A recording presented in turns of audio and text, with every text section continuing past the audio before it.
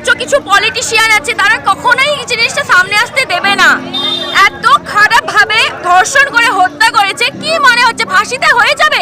এই ফাঁসিতে কিছুই হবে না আলটিমেটলি। আমরা মেয়েরা কোথায় সে বলতে পারেন?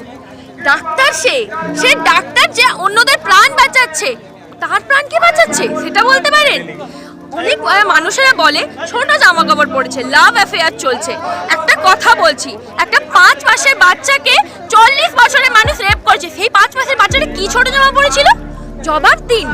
জবাব দিন এইগুলোর। আজকে যখন এই এত বড় একটা কাণ্ড ঘটেছে, তার জন্য আমরা সবাই প্রোটেস্ট করতে নেমেছি। এই কাণ্ডটা কি লাইফে কখনো ঘটেনি? আজ পর্যন্ত ইন্ডিয়াতে কি ঘটেনি?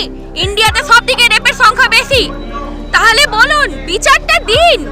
সব থেকে বড় কথা হচ্ছে এই আজকে ডক্টরের হয়েছে তাই প্রোটেস্ট করতে এসেছি।